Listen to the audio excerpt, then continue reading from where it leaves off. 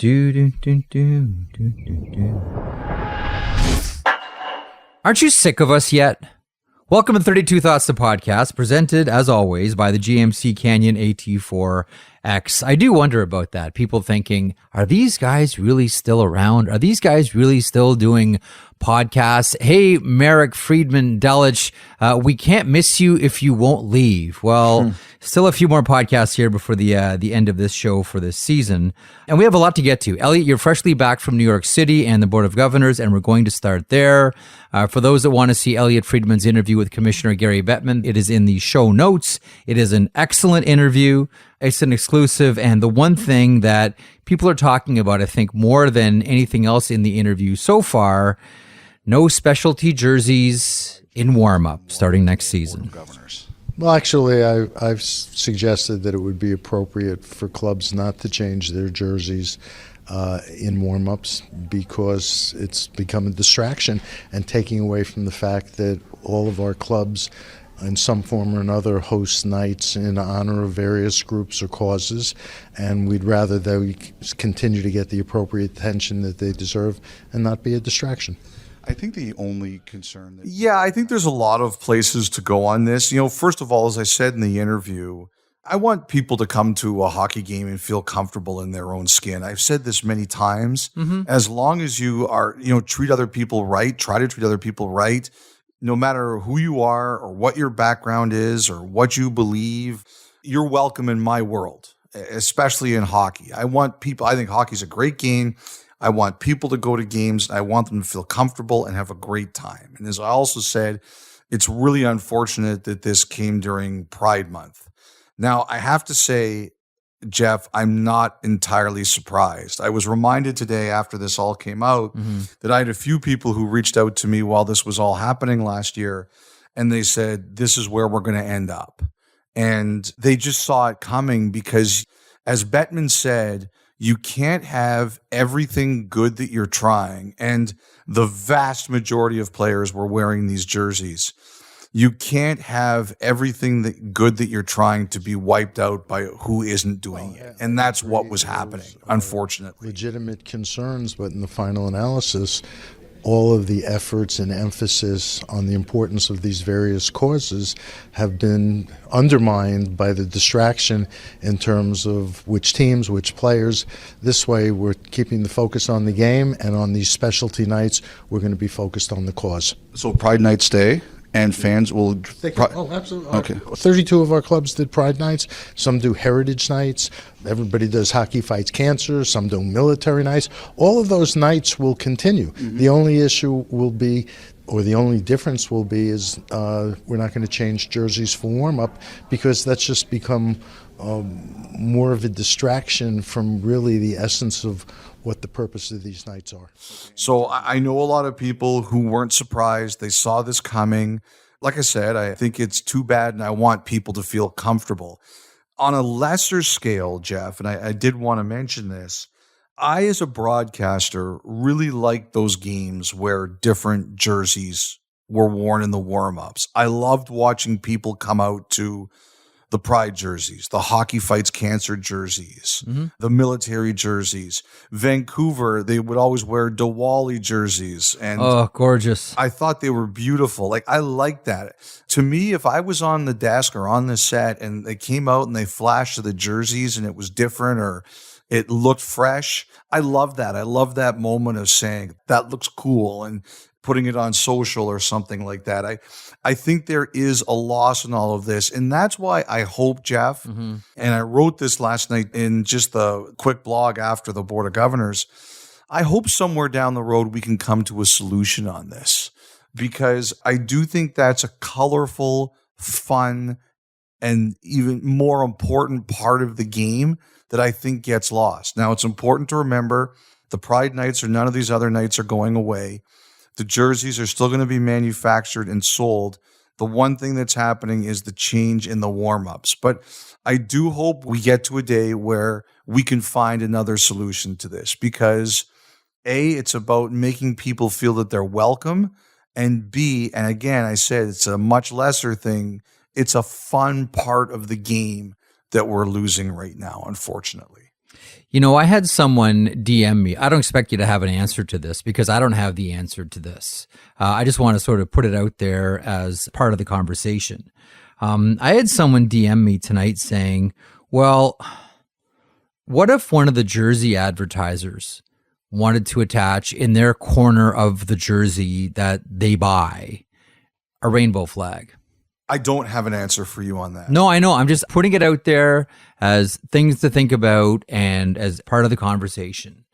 Like, what would the consequence be then? Would it still be up to the player, or would we be entering a different conversation? Again, I throw it out there knowing that you don't have the answer. I don't have the answer. I just wanted to make that part of the conversation here. What if one of the jersey sponsors wanted to have that as part of their part of the jersey? Once again, I give the audience credit for coming up with a question that I have no idea what the answer is. Hey, I don't know if you've realized this yet. We've been doing this podcast. I barely got out of New York tonight, Jeff. I had a bit of a planes, trains, and automobiles at the end of the night. Yeah. My head is so exploded right now that I wouldn't even know where to start with that question. Here's a clue. Our listeners are smarter than us. It's Yes. taken me a long time to admit it, but By a very large margin. we're finally there. One thing as well, and I want to circle back to the Board of Governors here, but a little bit later on in the podcast, you'll hear an interview that Elliotte and I did with Bill Foley, the owner of the Vegas Golden Knights. Strongly encourage, once Elliotte and I are done babbling on here about the latest news, that you stick around to listen to this interview. Fascinating guy, interesting guy, and in his own words, he likes to give you an answer when he's asked a question. Yeah, you asked a great question. Jeff asked the best question in this interview. Oh, the salary cap one? I'm not going to Yes. spoil the salary cap one. That was an interesting one. That's what's called a listener hook, Jeff. I learned that in broadcasting school. That's a hook. That's a tease. That's a little bit of cheese in the trap. Stay tuned. The Bill Foley interview coming up at the end of this podcast. BOG, no Michael Andlauer there, so the Ottawa question wasn't a question at all. But what were some of your takeaways? By the way, Andlauer apparently, I think this is only the second Board of Governors meeting he's ever missed. Well, he's a minority owner with the Montreal Canadiens. Yeah, right? but he always goes. Yes. He always goes. I think since he bought into the Canadiens, I think it's the second one he's missed in about 15 years. Wow.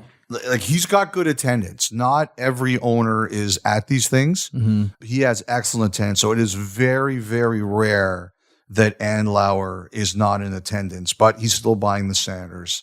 So no Ottawa news aside from the fact they're hopeful it'll be by sometime in September at the latest. Is that just in order to keep a low profile until this deal is finalized, or he just didn't want to be poked and prodded by you? Another question I don't really have the answer to, but I suspect he didn't want to talk to me. Okay, very good. He did all of his talking with us at Boston Pizza earlier on this season when we did our tour. So there you go. Main takeaways, though, from the BOG and your conversation with the commissioner. Well, I just want to say, one thing from kind of a media point of view. We were the only reporters there, myself and our camera guy, Dan Slater, and I don't like that. And simply because it's not a good sign of where our business is going. That was one thing, I kind of like talking to some of the other reporters, but this has been a really tough month for the business of sports media. Yes. And I didn't like that, I have to say. So that's just a personal comment. I think that there were a lot of things that we kind of expected. Number one, the cap is only going up $1 million this year to 83.5. The players have their escrow caps. They made it very clear they weren't going to tamper with them. And the NHL was unwilling to budge without that. I know some people were even kind of hoping would they squeeze an extra $500,000 out of that to 84, but it didn't happen. The other thing right now is that while that squeeze is tight and the escrow deficit from COVID is going to be paid off early next year, the NHL right now is really good business. Ottawa for $950 is a good number. Tampa Bay sold a minority stake at a reported $1.4 billion valuation recently. And we'll get to Larry Tanenbaum in a second. Yep. So the franchise values are definitely rising. Now, there's always a big debate of, are they rising enough? The Charlotte Hornets, Michael Jordan sold them for $3 billion this week. People can certainly argue whether or not they're moving as fast as everybody wants, but One of the things, Jeff, you have wondered on this podcast is, does that mean that, people are going to be in a rush to sell? And the commissioner said there are no teams for sale right now for a majority stake. But I did hear from one other governor said, you're going to start hearing about a lot more of these smaller sales, like the Tampa one and the Toronto one, where a piece of these teams are being sold because the money's too good and the valuations are too good. So I think we're going to hear about a lot of those, but according to the commissioner, we're not in a situation where we're going to get to majority sales. Now, the other one was announced was Washington. Yep. And there's Dubai is investing in there. It's the first one in North America. I didn't know about that one when I spoke to Bettman. I found out about it later. It was reported later by Sportico. That's a big story. I mean, if you're a soccer fan, especially in the Premier League, you've seen this for quite some time. Ronaldo signed in, I think, Saudi Arabia. Messi turned down Saudi Arabia to go to Florida. This is coming, and it's now entered North America by virtue of the Monumental Sports, which owns the Capitals. So I think we're going to start seeing a lot more small minority stake sales because the money's really good. And as you mentioned, we'll get to Larry Tanenbaum and MLSE here in a couple of moments. But one thing I do want to pick up on, something you talked to the commissioner about, and that was the future of Arizona. They're in the process of exploring the alternatives that they have in the greater Phoenix area, and they do have a number of options. But I think by mid-season, we should have a pretty good handle on what their situation is, and if we need to explore further options at that time, we'll consult with management and figure out what to do. Obviously, playing in mullet has to be a temporary solution, and there needs to be a permanent solution on the horizon, and that's something I know that Alex Morello and Javier Gutierrez are very focused on and very optimistic. Look, nobody likes this situation. We've talked about it before, but it does very much feel, Elliotte, like Arizona is on the clock here. I know there's people out there hoping that the solution is the Suns. The Suns have a new owner, Matt Ishbia. Made a big trade this week. He traded for Bradley Beal, trading Chris Paul. And I know there's people out there who would love to see the Suns and the Coyotes together. But Bettman said... there haven't been any discussions that I'm aware of. Okay. But like I said, Jeff, I think there's people who would love to see that be the solution. And I'll tell you something else. I will double down on this. If they leave Arizona, eventually they will sort out this arena situation and they will go back there. There's not a chance that they're going to abandon that market. Forever. I agree. Not a chance. Temporarily, sure. There's just no chance that they're going to leave Arizona for good if they leave with the Coyotes. Okay, so let's get to it. Larry Tanenbaum selling off a piece of his MLSE holdings. It's being sold to a pension plan, and the enterprise value of MLSE, $8 billion, Elliotte. Jeff Merrick, couch change, $8 billion. Yes. Oh, yeah. Yes, right. Under every cushion, and take back your empties, you too can find $8 billion under there. So I talked about this a little bit on your radio show on Thursday, and someone called me after and talked to me a bit more about it. And, I haven't spoken to Tanenbaum. He wasn't at the meeting today. I believe he's traveling overseas. But they filled me in, and without knowing for sure, what I think happened here is he didn't sell any part of his 25% stake in Maple Leaf Sports and Entertainment. But what he did sell was a 20% stake in something he owns called Kilmer Sports. Larry Tanenbaum runs something called the Kilmer Group. That's his company.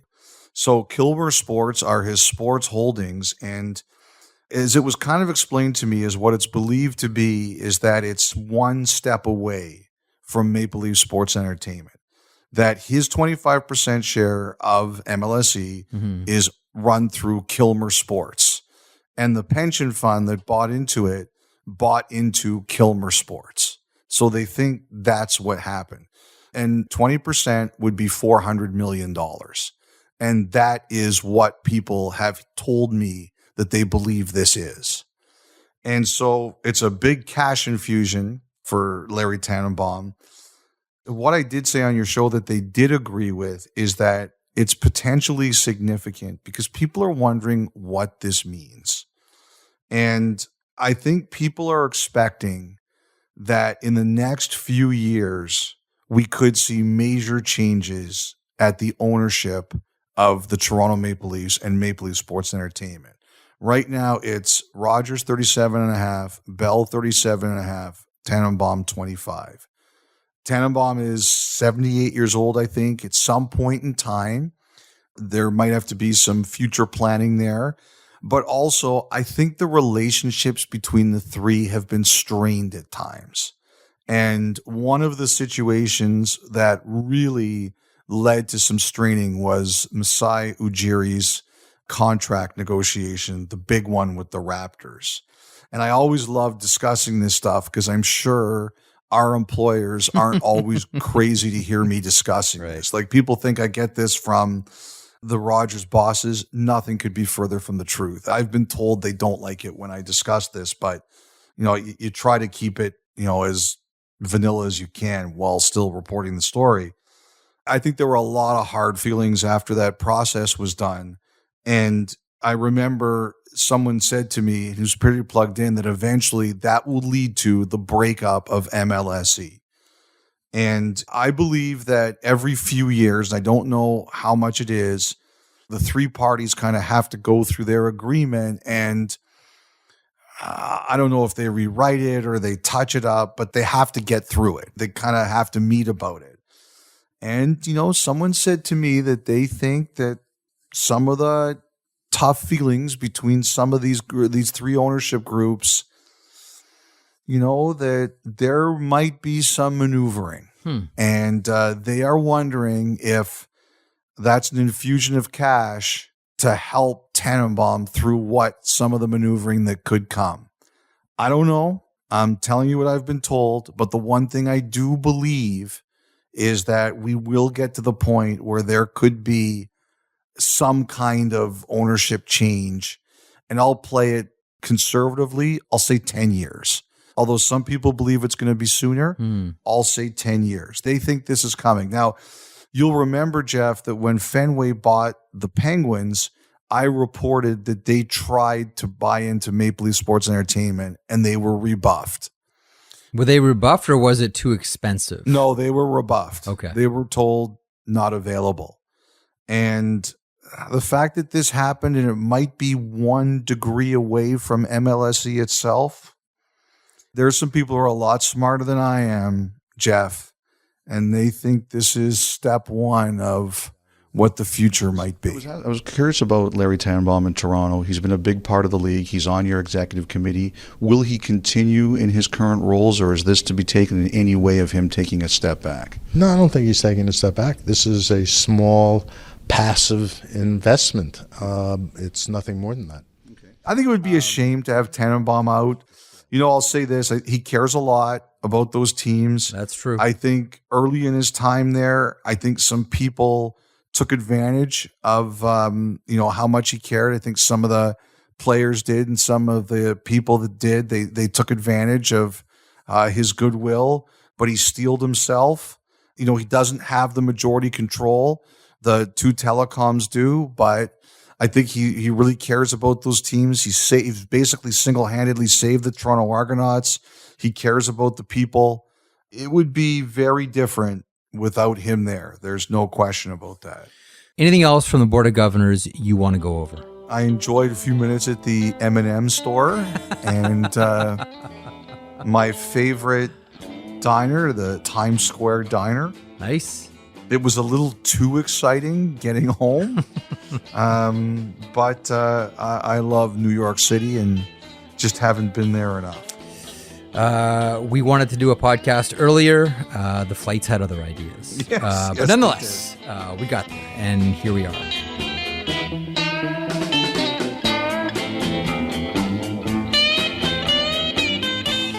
I would like to thank a Ranger fan and a podcast fan named Steven, who helped me navigate Penn Station to find the right platform for New Jersey Transit. Been a while, and Did you get a podcast listener to hold your hand through Penn Station? yes, basically that's what happened. We ran into each other on the street, and we started chatting. He said he listened to the pod. We were both going to Penn Station, and he just said, go that way. All right. Thank you, Stephen, for taking care of my work spouse and making sure that he got to travel okay. Listen to the 32 Thoughts podcast ad-free on Amazon Music, included with Prime.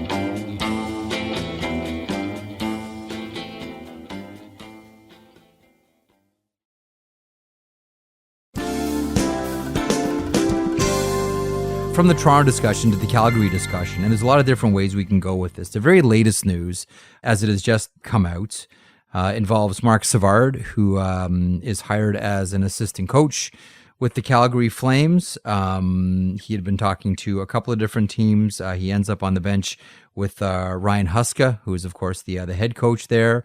I'm going to throw a dart here, and I don't think it's going to land anywhere but at the bullseye. A lot of this is because of the player relationship that he had with Craig Conroy previous. Not to discount what he's done either with the Blues or the Windsor Spitfires, but we always look for relationships and who wants who where. This one, Elliotte, stretches back to when Conroy and Savard were teammates with the Calgary Flames. You know, he's an excellent offensive mind, and totally. They were looking for that, no question. I believe that Cale McLean and Dan Lambert are also on the radar for this. I have to say, I enjoyed how Savard broke the story. How subtle he was? It was a very, very hard day for the Calgary Flames, and Mark decided to give them some good news at the end of it. Yeah, he certainly did. Listen, part of the Flames' day was Mitch Love goes to Washington. And the one thing, like when I put that out this morning, the one thing, and I mentioned this to you on the radio show today, I knew the Calgary Flames fans really loved Mitch Love, but I had no idea the degree that they had attached themselves to Mitch Love. When I put that out there was a whole lot of take this tweet down, delete this now. Why are you doing this? Like, Flames fans love this guy, Friedge. I mean, he has a really good reputation. I wasn't surprised they reacted that way, but he was in demand. He very much was. AHL Coach of the Year a couple of times. He heads to Washington. But circling back to the Calgary Flames, and you wrote about this on Twitter, you know, last time we were together on this podcast, we talked about Lindholm and that decision fueling what Craig Conroy's direction is going to be. And then tonight you put out that Tyler Toffoli could be available.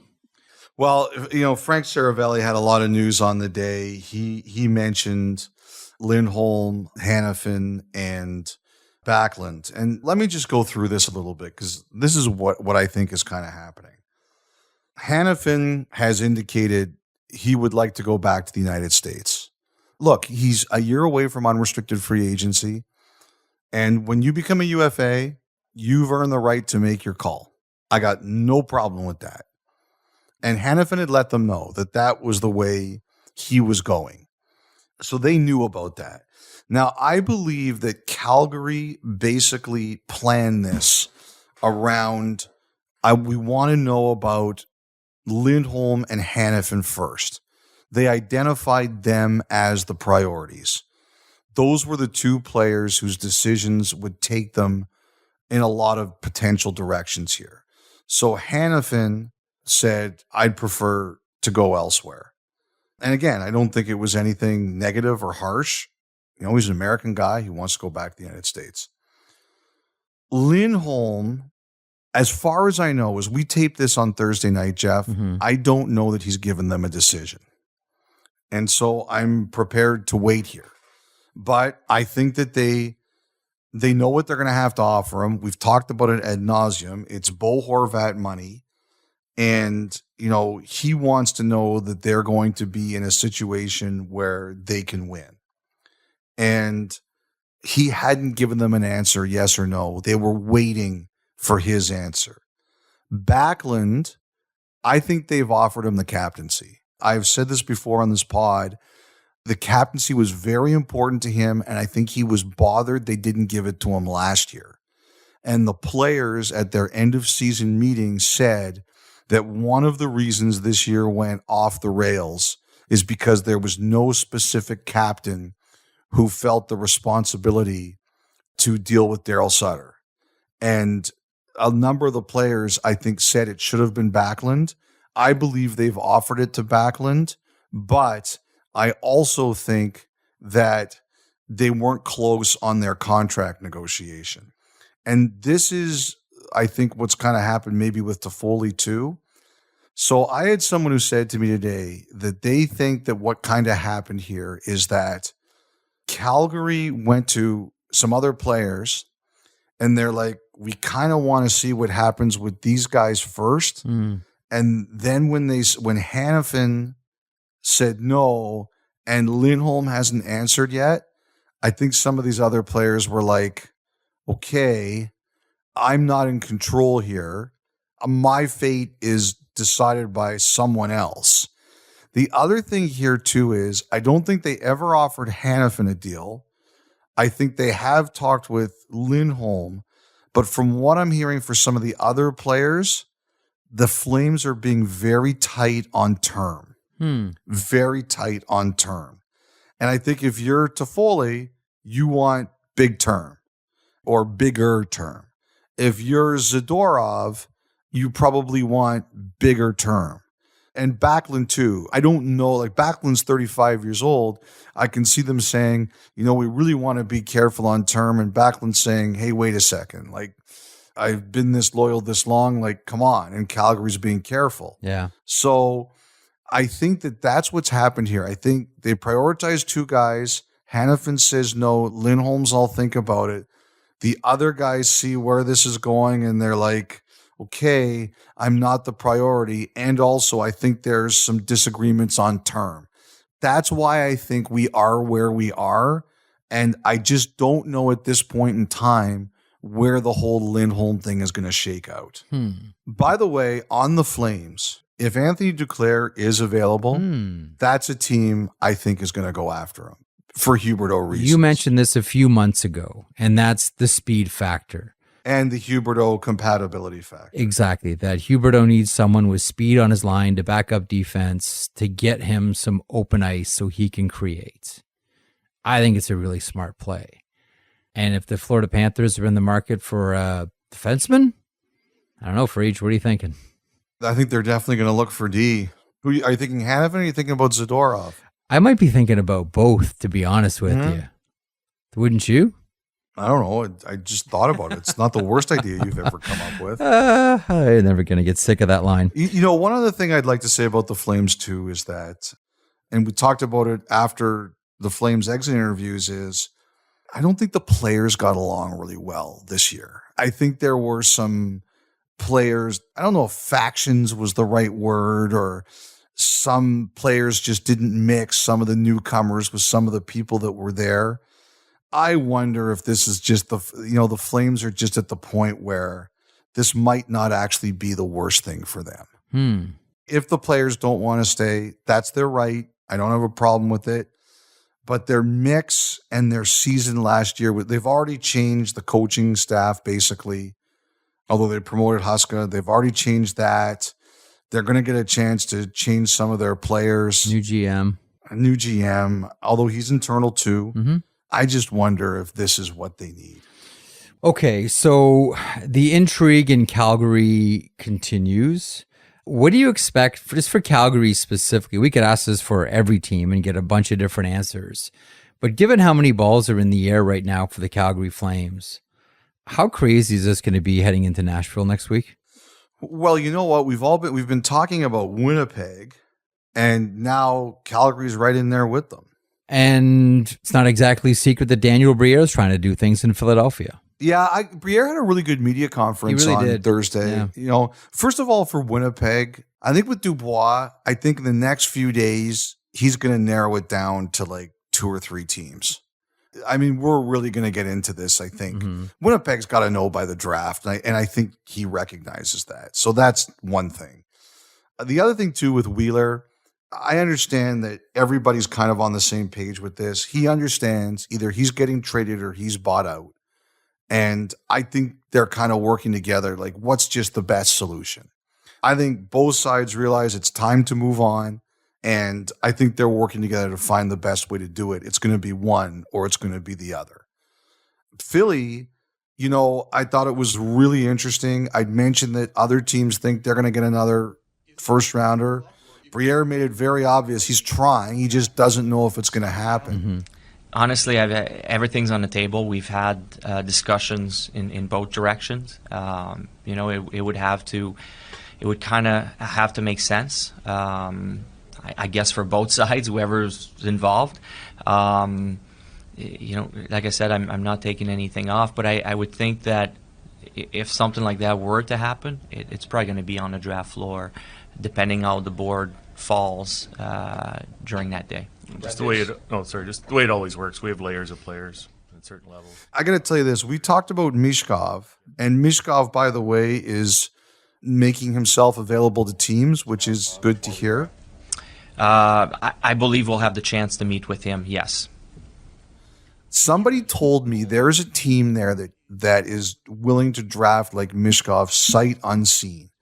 And this is just me talking, but listening to Briere and Brent Flahr talking about Mishkov. Mm-hmm. Yeah, we're trying to get as much information, and we'll spend a little bit of time with him, and we'll try to get as much information as we can and make our decision after that. We do a lot of background. We do talk to players on his team. We've talked to coaches. Our staff have talked to. So we've done a lot of our background, and we'll spend time with him and his family, and get a comfort level and then make a decision appropriately. Did they not give you that impression that they were willing to do this? I don't know whether I'd go that far. But listen, there are people that are saying like everyone has their own line about Michkov. Yeah. Oh, he's not going to get past Montreal. Oh, he's not going to get past Arizona.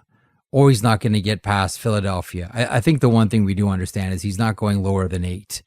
Because I think if it gets to Washington, I think that's where the ball game ends.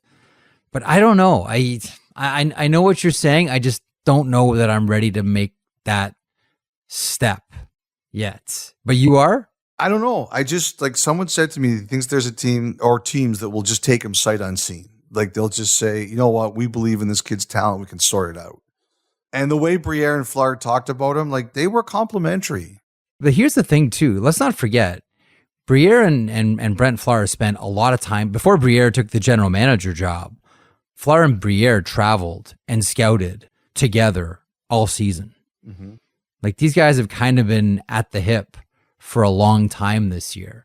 And whether it's scouting or whether it's discussing prospects and the Philadelphia Flyers' upcoming draft, I'm not surprised that press conference was smooth and well delivered, and no one was stepping on one another, because these guys have kind of been at the hip all season long for each. Fair enough. We'll see where this one goes. And I'm sure they've had the Michkov conversation all year long, because how can you not? Just a couple other things here. Milan Lucic had permission to talk to teams.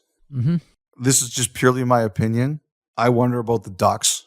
I think he still has a place in California. Yeah. And, Jeff, what did we say about the Ducks? They're young and they miss Nick Delorier. And they got pushed around a lot. They got pushed every time they played Arizona. They got pushed around a lot. Yep. That one makes a whole lot of sense to me. I'll tell you something, too. We mentioned the other day that I think the Leafs were going to take their run at Nylander. Mm-hmm. I am very curious to see what happens here if he is not extended by July 1st. We'll pay attention to that. Yeah. One thing I do want to mention before we go to break here, and Bill Foley's on the other side, owner of the Vegas Golden Knights. Congratulations to the Hershey Bears, and really congratulations to Coachella Valley, and congratulations to the American Hockey League in general. Always love a Game 7, and there's only one thing better than a Game 7, and that is overtime. Wow. In a Game 7. Mike Vecchione with the goal and the scramble in front. Billy Bettman involved as well. Borgstrom in front. Vecchione couldn't settle it down. Puck still available in front of the net. Loose puck, they score. Mike Vecchione has won the Calder Cup for the Hershey Bears. There was a loose puck scramble right in front, and Mike Vecchione buried it. Game 7 goes to Hershey. They have won their 12th Calder Cup in franchise history. And the inaugural season for the Coachella Valley Firebirds comes to a heartbreaking end in Game 7. Hershey had to come back down 2-0. And interesting, if you notice the two players that scored Elliotte, and you think about the future of the Washington Capitals and how big next season is for these two players specifically, Connor McMichael made it 2-1. Hendrix Lapierre tied it up. Are there two bigger prospects that need to have a good showing with the Caps next year than those two guys? That's big. You know, someone sent me a note saying, you know, those guys couldn't play in Washington this year and they scored those two big goals. Like, how perfect was that for the Capitals and for Hershey? Yep. This is why I think the AHL is such an important league, because you can build your confidence that way. I know there were people in Washington who felt that those players were not ready to help them this year. And hopefully they use that motivation to prove people wrong. They use this championship run and those two big goals to prove people wrong. I think there's nothing that Washington would like more than to have those players be impactful players as soon as next year. And I hope for them it happens. Also, Todd Nelson now becomes a two-time Calder Cup champion coach, once with Grand Rapids and now with the Hershey Bears. 12th Calder Cup for that storied franchise, the oldest in the American Hockey League. So we'll see what happens with Todd Nelson next. I know that the music is really winding down here and everyone's grabbed chairs or grabbing chairs right now. Do you have a thought on the future here for Todd Nelson? Well, I just wonder if he's going to be in Toronto's mix at all. You know, Toronto has a bench opening. They have an AHL coaching opening, but I can't imagine he'd want to move laterally. But, you know, they have a bench opening, so you wonder about that. And listen, congrats to Coachella Valley as well. First season of operation, take it to the Calder Cup final, a Game 7 overtime. What a thrilling first season for the Firebirds. Congratulations to all those players. Congratulations to Dan Bilesma and the entire Seattle Kraken organization. That has been quickly, Elliotte, we've talked about it before. We don't need to belabor the point. One of the great success stories of the American Hockey League. Oh, yeah. Like 3,500 season ticket holders, like right away for Coachella Valley. This is an American Hockey League team, one that hasn't operated before. We've talked plenty about Henderson and how much that means to the American Hockey League. And listen, right away, Coachella Valley, the Firebirds have become huge economic drivers in the American Hockey League for each. Absolutely. All right. On that, Coachella Valley makes it to the Calder Cup final in their first year of operations, much like the Vegas Golden Knights made it to the Stanley Cup in their first year of operations. Fell short that year, but fast forward a few, and they're now Stanley Cup champions. We'll talk to the man who predicted it. Why did he do it, and what's next for the Golden Knights? And how much would he spend on the Vegas Golden Knights if he had the ability to do so? Bill Foley, owner of the Vegas Golden Knights, is next.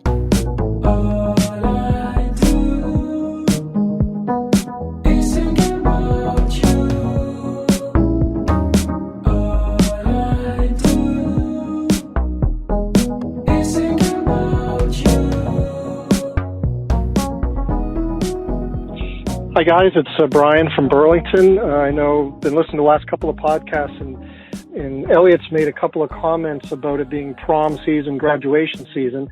I was at my son's graduation, and Kyle Dubas was being given an honorary degree from his alma mater at Brock. And Elliott's made a couple references about not graduating from his alma mater. I was wondering if we could get a petition going or something like that to get Elliotte to be given an honorary degree from Western. I don't think it's that hard. I think they give them out like candy, really. So I'm not good at social media, so I hope somebody can take that, and I'll be happy to sign up to it and get everybody else on board, mostly just because I want to hear Jeff say Dr. Friedman. So good job, Amo. Good job, Jeff, and good job, Dr. Friedman. Thanks.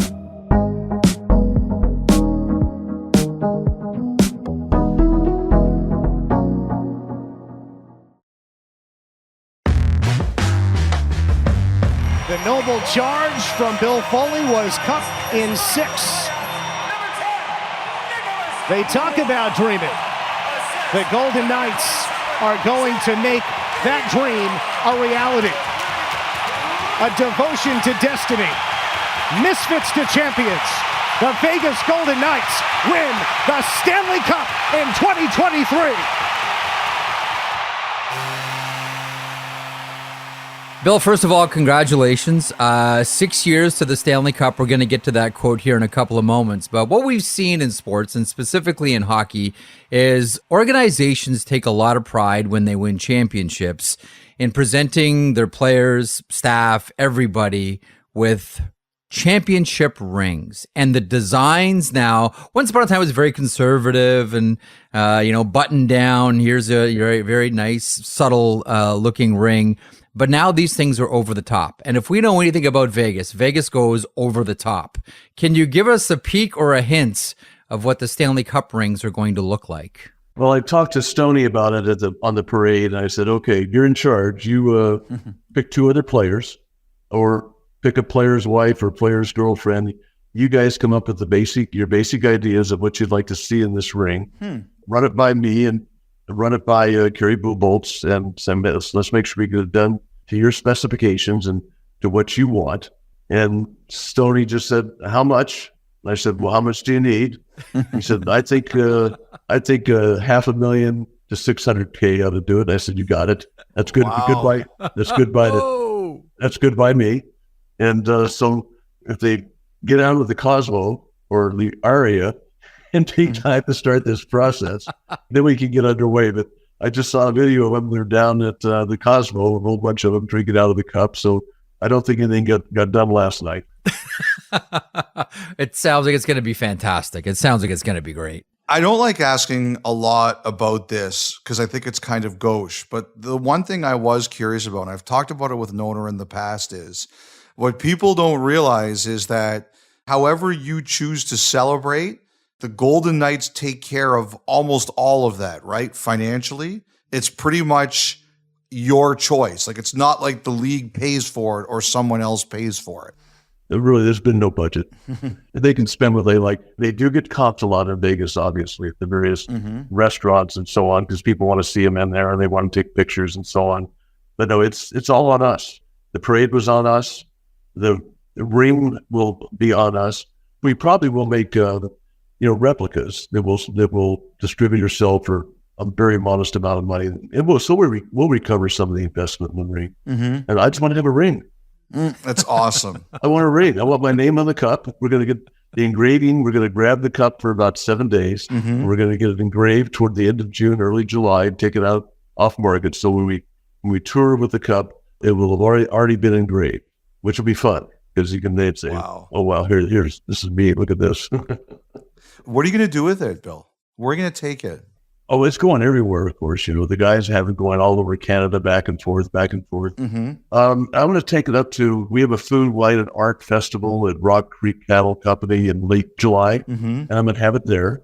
And then I'm going to take it to Whitefish, where I've got a bunch of buddies and former hockey players and so on. So we'll take it up to Iron Horse and probably go to Fish Camp, and then we'll tour, take it down to a bunch of the bars in town and tour it around. And then it goes to Saskatoon with McNabb, and then it's basically in Canada for 5 or 6 days. And I get it back because we have a wine function at Chalk Hill on the 4th and 5th, and so I'm going to have it there at this kind of about 1,000-person party. So that'll be fun to have it at that party.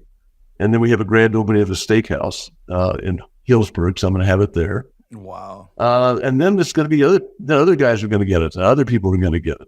And it'll be back in Vegas in the fall when the guys come back, and we'll take it around a lot of places in Vegas. But it's going to have a busy summer. It's going to be busy. Well, I want to get right to this because I want to make sure that we spend a little bit of time on it. When you said 6 years to the Stanley Cup, some snickered, some full out laughed and said, there's not a chance. That's not how this works with expansion teams. I've always been curious when it became obvious that your team was going to win the Stanley Cup. One of the things that I wondered was, Did Bill Foley take names 6 years ago? Did Bill Foley say, all right, I remember you laughed at me, and here we are 6 years later? And if you did, I don't think that's petty, because I'd probably do the same thing, and I suspect Elliotte would as well. Oh, yeah, we're both petty. Did you remember, Bill, who laughed 6 years ago? I do remember some of the laughs and so on, and I frankly, I deserved it. I mean, what am I doing making a silly statement like that? But I believed in my own mind, if we did our expansion draft properly and we built our team properly, that we could be in the playoffs in 3 years fairly comfortably. And I thought if we built our team properly, we could win the Stanley Cup in 6. Now, we overachieved. We made the playoffs 5 out of 6 years. We've been in the conference finals 4 times. We've been in the Stanley Cup now twice and have won it once. And I feel this time, maybe we were like Washington was when they played us the first year, and Florida was a little bit like we were. Not expected to be there, overachieved, overperformed. And when we met the big boys, we met the Caps, we sort of learned, okay, this is what it's all about. This is what you have to be. And we really tried to build our team to be a Stanley Cup winner by getting an elite centerman, elite forward, elite D-man, and then building around him. So it's a plan. And we were fortunate we did it. We were fortunate we got there, got all the way, because it is, as both of you know in particular, it is such a grind. It is so hard. I mean, 62 days of playoffs. I mean, I'm exhausted, and I didn't do anything. What advice would you give? Because that's one of the things that often happens is, owners or coaches or GMs, they call other owners or coaches or GMs who've won, and they said, what advice would you give us? What was the most important thing you learned? So I know you're a competitive guy and you might want to share, but if you were willing to share, what advice would you give? One of the things I've always done in all of my businesses and all of my endeavors is set unrealistic expectations and then exceed them. And that's really what I was doing when I made the statement, Cup in 6, playoffs in 3, Cup in 6. I was trying to set an unrealistic standard for our team to be thinking about and give them a chance to exceed that standard. And we went through a lot. Those first 5 years, players in and players out, a lot of things we did were not popular, and not everything we did worked out just the way we wanted it to. But that's part of hockey, isn't it? It's part of sports. But I really felt like after we got through last year, and we were fortunate enough to hire Cassidy as our new coach, and his philosophy and the way he dealt with the players and the team we had put together, I just felt like we had a real chance. And then we did really well. We got fortunate with our goalies this year, of course. We had 5 different goalies, but each one of them stepped up in their own way to carry us through, in particular, Aiden Hill, of course, when he came in Edmonton. And then one of our mid-season deals in Barbashev ended up being a gigantic winner for us. It's going to cost us. But if we can keep him, we're happy to pay the price, because he's really a team player. He's a great guy. There's one thing to talk to other owners and managers and give them advice on how to win. I'm curious about conversations with people that are outside the NHL that are considering investing in the NHL. We just had Ryan Smith on the podcast a couple of weeks ago, owner of the Utah Jazz, and he's clearly very interested in getting involved in the National Hockey League. Do you actively have conversations with other people who are interested in either expansion teams, a relocation market? Like, how many conversations, if at all, Bill, have you had? And if so, like, what's the sales pitch? Like, I'm curious, what's the Bill Foley sales pitch to someone like Ryan Smith who wants to get involved in the National Hockey League? Well, I mean, my sales pitch is be involved in the community, and he is involved. He's already checked the box. He's got the basics to have a very successful team in Salt Lake, but be part of the community, be local. Don't go outside your local network. And we didn't do that in Vegas. We sold tickets, and we made sure we sold teachers, doctors, lawyers, firefighters, policemen, and so on. If you come to our games, you won't see many opposing jerseys in our arena, but I don't want it. We sell about 1,200 or 1,300 seats to visiting fans, and that's about it. And when they sit, if you notice, when they're seated in our arena, there might be 4 in a row together. Then there's going to be an empty row before you see another jersey, outside jersey. And they're never more than 4 in a row together, and they're never behind each other in seats, if we can avoid it. Sometimes we get, sometimes a broker gets involved and we can't control everything. So we're really careful about being local, being involved in the community, and the community's with us. That parade was unbelievable. I don't know how many people were there, but and then the after parade level on the stage, I'm told there were 30,000 people stretched across Las Vegas Boulevard in that plaza, listening to the speeches and listening to the guys. They all had something to say. Now, were those? I know you. Obviously, you're a big wine guy. You have your Foley wines, but you also have a partnership in Champagne with 50 Cent, who was at Game 5. Was William Karlsson overserved on Foley champagnes or wines on that podium? I can't speak for William. I was overserved. I can't speak for Carly. I'll let him speak for himself. I think everyone heard the speech. By the way, I'm really fascinated about what you just talked about, seats. Is there anything else that you do to maximize home ice advantage, Bill? Well, we try and put our divas behind the other bench early in the game, so they're down there dancing and trying to be distracting. We really take care of our guys. I believe we've done a really good job of making this a team that's really a together team. I mean, these guys are all for one and one for all. I try and help that every way I can in my own little ways. But, in terms of home ice advantage, we let them come in. We try and put them in oddball places, way up in the upper bowl all by themselves. We don't like to give them good seats. But we respect the fact that they have the right to be in that arena too if they get a ticket. So it's okay. I just don't want too many of them. Do you get involved much in player moves? How much do you talk to Kelly or George about what you're up to, and how involved do you get? I'd say I'm a veto. I go to all the scouting meetings, all the pro scout meetings. I sit through them for usually a week at a time. We go through every team. We go through every player that might be available. We talk about the players, how they might fit on the team, talk about character.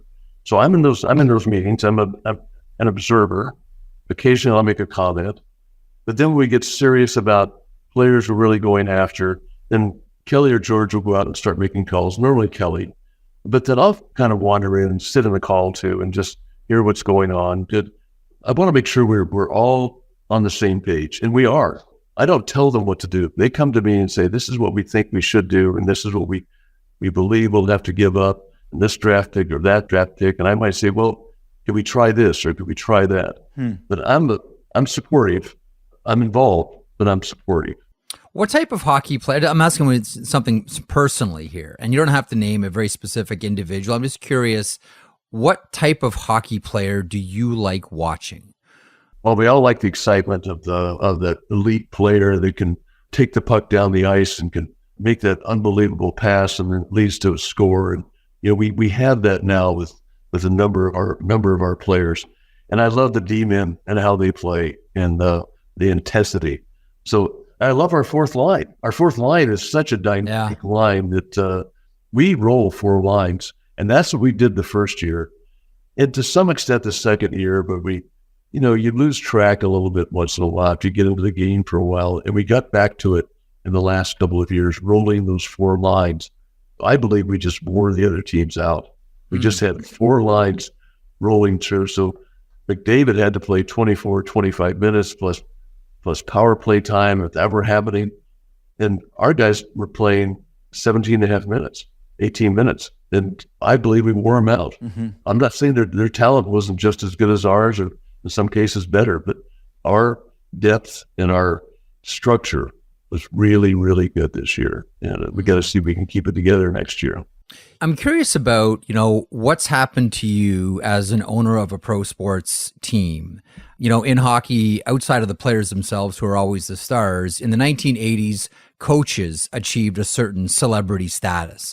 And then in through the 90s and 2000s, general managers became more of a celebrity and a really important part of the team, at least from a fan perception point of view. But something really curious has happened in the last, 10 years. And this isn't exclusive to hockey, but we'll use it for the example. Owners have achieved a certain celebrity status. And we've heard owners say this before. I was wildly rich in my other business, but then when I bought a pro sports team, there's a certain fame and cachet that came along that maybe I wasn't expecting. What's it been like for you? Have you had that experience? Well, I tell people I could be the CEO of GM and no one cares. And I'm the owner of the Vegas Golden Knights, and it's a very special thing. And I am recognizable. I'm not an outgoing person. I don't socialize really. Carol and I are pretty quiet at home. We have our kids come over, and we go to an occasional party, but generally speaking, we flake on parties. We don't show. but I'm pretty transparent, and when I'm asked to do an interview, I'll do the interview and try to be open and forthright about it, and always, not mince words necessarily. So my reputation has been enhanced by hockey in terms of being in Las Vegas and being fairly well known and recognizable. And it's just Bill, like go down the street and, hey, Bill, how's it going today? How's the team? So it's really fun. It's a really rewarding and fun experience. And I'm having the same experience now over in Bournemouth with my Premier League team. And trying to do the same thing, trying to be open, transparent, out front. But it's not about me. It's about the team. I'm happy to do it. I'm happy to be part of the community.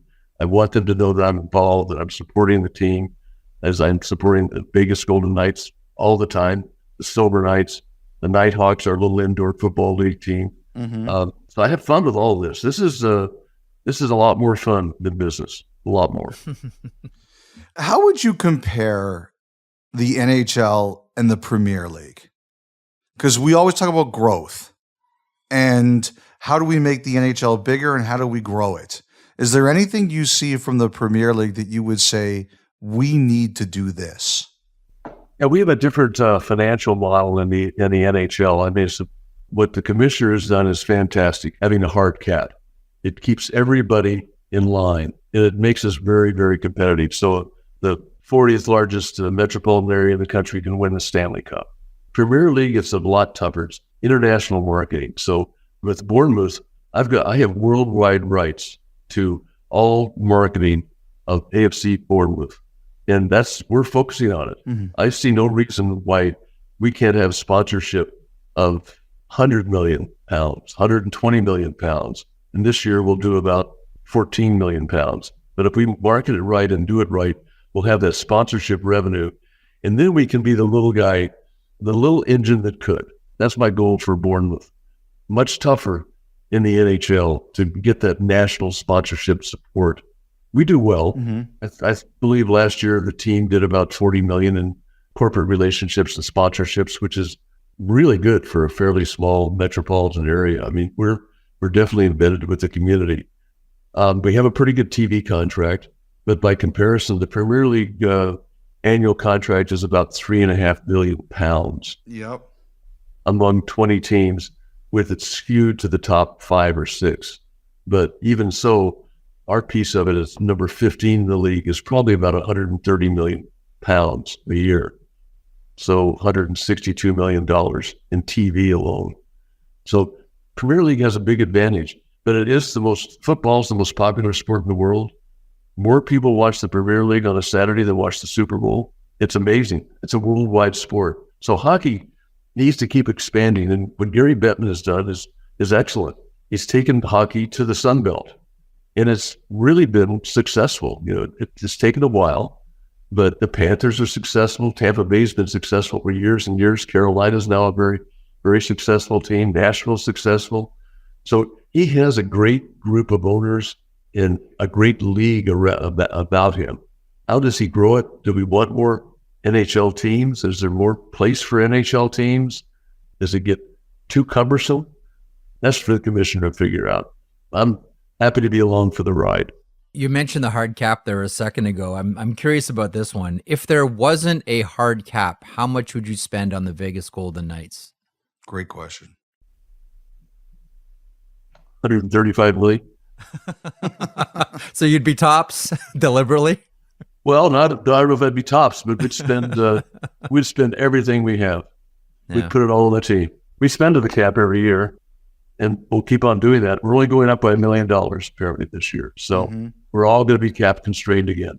We finally, after years of being in cap hell, we finally got out of it, a year and a half ago or so, or 2 years ago. And so last year we survived fairly well.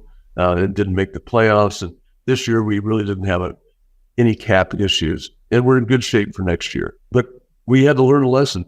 We were not perfect. And boy, did we get some heat on some of the things that we did. But we had to do it. We had to stay cap compliant. Do you have a favorite Knight player that you've had there? Well, I like them all. They're all my grandchildren. Is the way I look. Is the way I look at it. But every grandparent has a favorite. Every grandparent has a favorite. I always had a special place in my heart for Flower. He and I were really close, and that was a really tough situation that we went through with Flower. And so I really wanted him to retire here, and unfortunately, it didn't work out. And I feel badly about that because he's such a great guy. But you go through our old locker room, what a bunch of great guys. I mean, they're just fun. They're fun to be around. I'm fortunate. When I'm in town, I go down, I try to have lunch downstairs with them. And sometimes I sit with them or across from them, but there's always a lot of banter.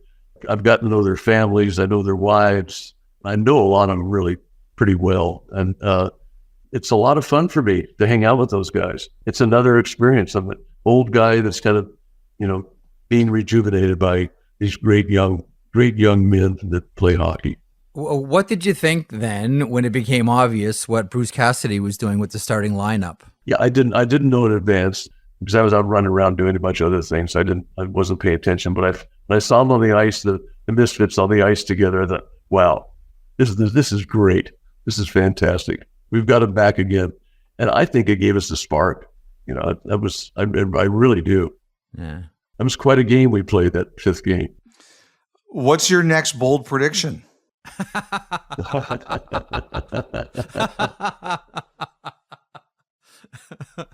going to try and stay out of the prediction business for a while. No, don't do that. Bruce Cassidy already picked a repeat. You got to follow that up. Well, the only thing I did tell Carly when he signed his 8-year deal, I said, okay, that's 3 cups in 8 years. And we were on the ice with the Stanley Cup, getting a photo taken. I looked over, I was laying down next to him, and I said, okay, Carly, that's 1. We got 2 to go. I believe your first meeting with the NHL was in June of 2014. I just was wondering if you could take us back, Bill, about that first meeting. And I remember, people in the league told me there was a lot of skepticism. They weren't sure that Vegas would work. And I think your true legacy here is not only the Golden Knights, but now everybody's coming. The NFL is there, Major League Baseball is coming, the NBA is going to come. You were the first guy to see it. Can you take us back into that meeting and how you sold the NHL on this? It was interesting. That was a meeting with the executive committee, as I recall, the first time, my first real experience with a group of owners. And in that meeting, there were 2 or 3 of the owners. Yeah, let's go. Okay, we're done. Let's give them a chance. Let's get going. And then calmer heads, particularly the commissioner, said, well, this is a very interesting meeting. We'd like to see now the results of your in-depth analysis of the city and why you think you can be successful. And once we see that, we'll get back to you. And then we started talking, franchise numbers. And that was an interesting discussion. I started at 150, and I think the commissioner started at 600 or 650. And I went to 175, and he went to 600 or 650. And I went to 200, and he went to 600 or 650. So it was a great lesson in how to negotiate against yourself, against a real professional. Do you remember who the other owners were that were really bullish at the beginning? The other ones who said, yes, I like this. I do, but I'd rather not call them out. I think I'd be breaching of confidence, but I do remember them. And there were three that were really, hey, okay, this is it. This is good. Let's go. Let's get it done. And then the calmer heads like Jerry Jacobs. Well, this has been very interesting. Blink if one of them was Ted Leonsis. Blink, just blink. What do their names rhyme with? Just so you know, he's shaking his head. He's like, I'm not playing this game. Go ahead, Jeff. One of my last questions here for you is the future of hockey in Nevada. Every area that's successful tends to eventually have a very vibrant youth hockey market, and we see it all over the United States, and they go hand to glove. How many more rinks do you think need to be built ASAP to take youth hockey in Vegas to the next step? I know this is something that's special to you, and I know you're heavily invested in it. How many more rinks initially does the area need? Yeah, so we have 4 we built ourselves, and there are 2 existing rinks. There's one other one that's kind of there and not there. I believe at least 4 more. One in West Henderson, kind of over where the Raiders are. That whole area is developing very, very quickly. I'm having a meeting, or need to have a meeting with Mayor Goodman about a site in not North Las Vegas, but a little bit north of Charleston, kind of maybe out toward Rampart, close to Centennial Hills. They could use 2 sheets of ice out there. We'll start with that. I just got to get the financial side of it worked out and figured out, and see if I can't get some help from Henderson, some help from the city of Las Vegas. But winning the Stanley Cup is going to help, and we have demand. We're out of ice time. We have no ice time at any of our rinks, so we need more sheets of ice, and we need them right away. But I have to do it in a financially viable way, and we're committed to it. If 4 is not enough, we'll build more. The town is growing. When I got here, the town maybe had 2 million people in the SMSA. Now we're 2.5. This town is growing. It's growing fast. So I just want to keep on meeting that demand, because if I can keep on putting sheets of ice in Las Vegas, our youth hockey program will really get underway. I mean, it's underway now. It's 12, 14 times what it was when we got here. But why aren't we 25 times bigger, 30 times? I want NHL players coming out of Las Vegas, and that's a dream. That would really be fantastic. Next October, it is tradition that the Stanley Cup champion opens at home, and they drop the banner. How big is that banner going to be, and what's it going to look like? Well, it's going to be fantastic. You'll have to be here. You'll have to be here to see it. But that is going to be unbelievable, isn't it? I mean, to do that. Opening night. Wow. I can't wait. It'll be special. And we're sure it'll be larger than life, as everything is in Vegas. Bill, you're very generous with your time. I know you're very busy. Thank you so much for parking over half an hour with us. That's really generous. And congratulations once again. Your name is going on the most fabled trophy in all of sports, and it looks great on you and the organization. Congratulations. Thanks, Jeff and Elliotte. It's great to see both of you. Really. Thanks for the time. Congratulations, Bill. Very happy for you. I mean, this is one of the great ownership runs in the history of sports. Like, you opened Vegas. Thanks. That's very kind of you. Really enjoyed that. Hope you enjoyed it as much as we did talking to Bill Foley. And thanks to the Vegas Golden Knights, Nate Ewell, shout out for making this one happen. Much appreciated.